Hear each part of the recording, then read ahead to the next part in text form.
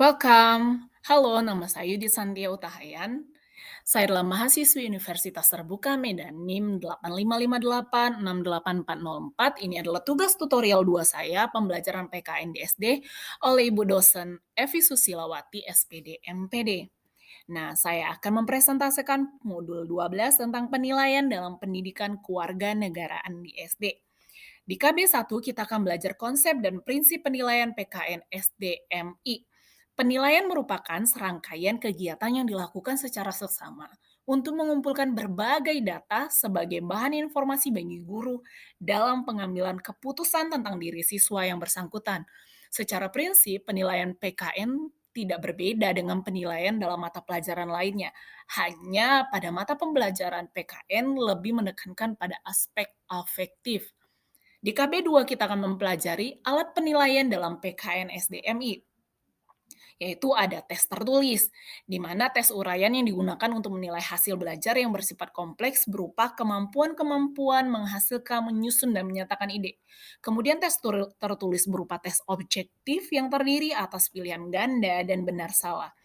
B, ada tes perbuatan atau performance treat. Penilaian perbuatan adalah penilaian tindakan atau tes praktik yang secara efektif dapat dimanfaatkan untuk kepentingan pengumpulan berbagai informasi tentang bentuk-bentuk perilaku yang diharapkan muncul dalam diri siswa. Alat yang digunakan adalah lembar pengamatan. Ada tes lisan. Penilaian berbentuk lisan digunakan untuk menilai hasil belajar dalam bentuk kemampuan mengemukakan ide-ide dan pendapat secara lisan. Tes lisan memerlukan alat-alat tes berupa soal-soal lisan. Ada penilaian non-tes yang terakhir. Teknik non-tes dapat dipergunakan oleh para guru agar dapat melakukan penilaian lebih objektif dan adil. Teknik dan alat non-tes antara lain yaitu observasi, kuesioner, wawancara, daftar cek, skala pilihan, studi kasus, dan portofolio. Di KB3 kita akan mempelajari model-model alat penilaian PKN SDMI, yaitu ada pengembangan alat penilaian kelas dalam PKN.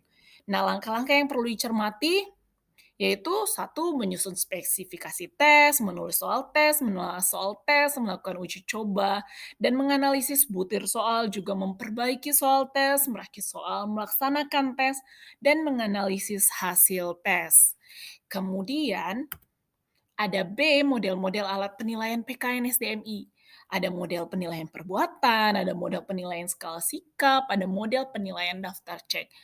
C, ada model penilaian catatan anekdot, D, model penilaian daftar cocok, E, model penilaian skala bertingkat atau numerical rating scale, F, model penilaian sosiometri, G, model penilaian pedoman wawancara atau interview, H, model penilaian daftar baik buruk, I, model penilaian daftar tingkat urutan.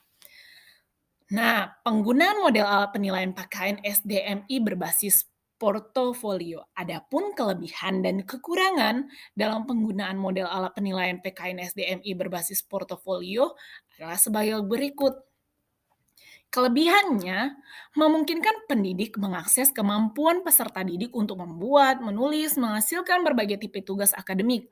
Kemudian memungkinkan pendidik menilai keterampilan kecakapan peserta didik, mendorong kolaborasi antara peserta didik dengan pendidik, antara peserta didik dengan peserta didik lainnya, dan memungkinkan pendidik mengintervensi proses dan menentukan di mana pendidik tersebut perlu membantu, mampu merefleksikan perubahan penting dalam proses kemampuan intelektual siswa dari waktu ke waktu, juga menunjukkan prestasi akademik dan memotret kompetensi siswa.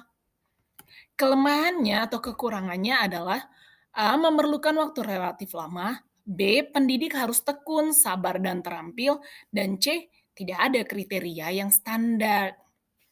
Sementara itu, jenis-jenis data yang dikumpulkan guru dapat dilakukan oleh peserta didik atau guru yang bersangkutan. Adapun koleksi pada penilaian portofolio adalah sebagai berikut. Satu, pengumpulan data oleh peserta didik. Itu bisa dilakukan dari learning log atau jurnal pribadi, pemetaan konsep, bermain peran, self-assessment atau partisipasi peserta didik dalam menilai karyanya sendiri. Dua, ada pengumpulan data oleh pendidik. Itu dari anekdota, notes atau catatan kejadian spontan yang faktual dan objektif, ada pemberian skor peta konsep, dan ada feedback atau komentar atau catatan terhadap hasil kerja.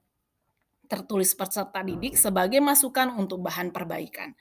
Nah, sekian presentase saya tentang modul 12. Terima kasih sudah menonton. Thank you for watching. God bless you all. Bye-bye.